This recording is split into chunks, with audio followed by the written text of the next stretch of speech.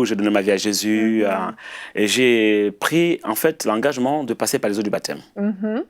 Mais je n'avais pas 12 ans encore.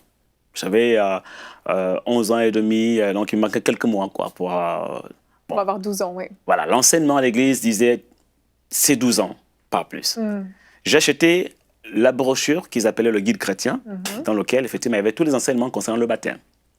Qu'est-ce que le baptême, qui est Jésus, la Sainte Trinité, etc. Bon, voilà, l'église, les fondements de la foi. Et j'ai lu cette brochure, j'ai dévoré la brochure, je l'ai étudiée, je l'ai mémorisée, je récitais tout ce qu'il y avait à l'intérieur. Donc les pasteurs, ils étaient, mais qu'est-ce qu'on peut encore lui refuser? Il veut se faire baptiser, il a pris le guide chrétien, il le maîtrise.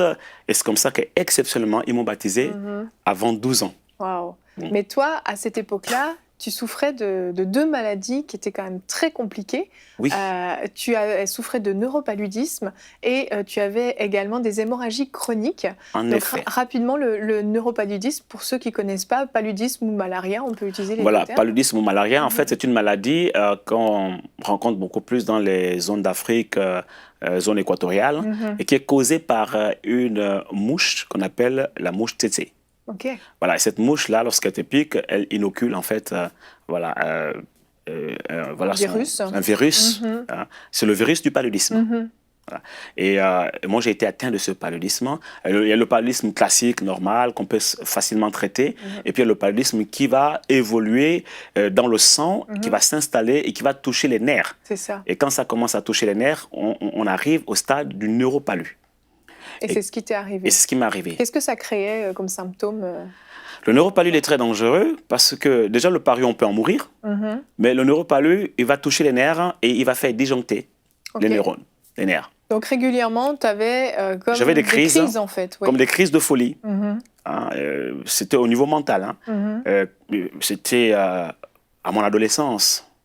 Ça revenait régulièrement chaque année. Et quand ça arrivait, quand ça me touchait, c'était cyclique. Quand ça me touchait, mes parents, ils avaient peur parce qu'ils ne savaient pas trop ce que je pouvais faire. Parce que quand ça me saisissait comme ça touchait les nerfs. Je commençais à disjoncter, je commençais à parler, à dire n'importe quoi. J'enlevais les vêtements que j'avais sur moi, je me déshabillais complètement, je courais partout, j'étais nu. Et je pouvais me retrouver dans la forêt, je pouvais traverser la route alors qu'il y a des voitures qui arrivent. Donc, quand ça me saisissait, les parents avaient peur, quoi.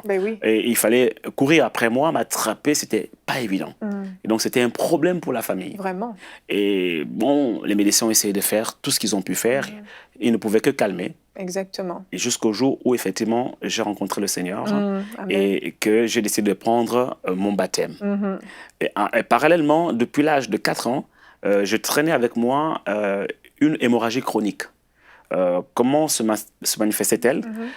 On pouvait être, quand nous sommes là, Evelyne en train de parler, tout d'un coup, il y avait des flots de sang qui coulaient de mes narines et qui giglaient partout en quantité. Anormale, en fait. Anormale. Vraiment, il fallait comme une cuvette pour effectivement, récupérer. Je me souviens encore une image qui me revient, ma sœur qui vient avec un récipient pour vouloir récupérer et empêcher que ça aille partout.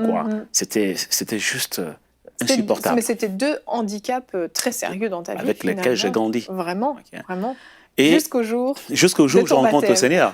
Parce que là, les médecins ont tout fait. Ils ne pouvaient que calmer. Et jusqu'au jour où je prends mon baptême. Quand je rentre dans les eaux du baptême, on me baptise. C'était pour moi un événement. Mon baptême, ce n'est pas...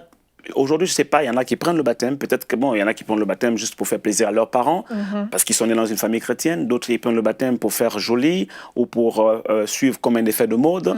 Mais moi, j'avais vraiment un fort désir de prendre le baptême. J'avais le sentiment qu'il y a quelque chose de puissant derrière le baptême. Je ne veux pas en faire une doctrine, non. Mais c'est l'expérience que j'ai vécue. Et la révélation que j'ai eue du baptême d'eau. On sait très bien le baptême Saint-Esprit, c'est l'expérience puissante. Mais le baptême d'eau, il y a une puissance derrière. Et je désirais tellement prendre ce baptême au point où j'ai quasiment harcelé les pasteurs, les missionnaires. Ils m'ont dit, bon, ok, tu n'as pas 12 ans, on voit que tu es plein de zèle, tu es motivé, tu maîtrises le guide chrétien, c'est bon, allez. Ils m'ont baptisé. Quand ils m'ont baptisé, j'attendais ce moment-là. Je savais que quelque chose allait se passer, mais je ne savais pas quoi. Un événement surnaturel. Et là, quand ils m'ont plongé dans le... Je ne pensais pas forcément à une guérison, je ne pensais pas forcément à la situation. Mais tu t'attendais à quelque chose de spécial, oui. Et quand ils m'ont plongé dans les eaux du baptême, quand j'en suis ressorti, une joie immense a encore envahi mon cœur. je chantais sans arrêt. J'étais vraiment, à l'époque, bon, c'est vrai, malheureusement, j'avais pas ma famille à côté de moi, ma famille n'était pas chrétienne. Non, c'est ça. Et donc, il n'y avait personne, j'ai même pas de souvenir de photos, mais j'étais déterminé, vraiment, c'était une démarche personnelle. J'étais déterminé. Je suis venu, j'ai pris mon baptême. Quand je suis sorti là, je chantais des cantiques. Et tu as laissé dans l'eau le neuropaludisme, les hémorragies chroniques. Comment je l'ai su? C'est qu'à chaque période, c'était vraiment à la nouvelle lune. À chaque nouvelle lune, le neuropaludisme s'est déclenché. Ok. L'hémorragie chronique s'est déclenchée. C'était bizarre. Vraiment. Et quand arrive la nouvelle lune, rien ne se passe. Première année, deuxième année, troisième année.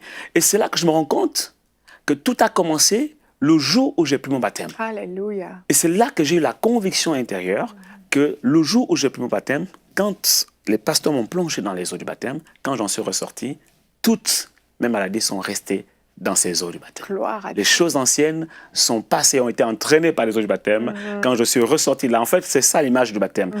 Quand on rentre dans les eaux du baptême, on meurt dans notre ancienne vie. Quand on en ressort, on ressuscite avec Christ. Amen. Et c'est exactement ce que j'ai vécu. En nouveauté de vie, je suis ressuscité avec Christ et c'était une nouvelle vie qui a commencé. Et plus jamais je n'ai souffert du neuropalud, plus jamais je n'ai souffert des hémorragies chroniques. Tout est resté dans l'eau. Et c'est parti avec l'ancienne vie. Alléluia. Et je suis guéri aujourd'hui et je peux en témoigner. Amen. Il y a une puissance dans le baptême d'eau. Amen.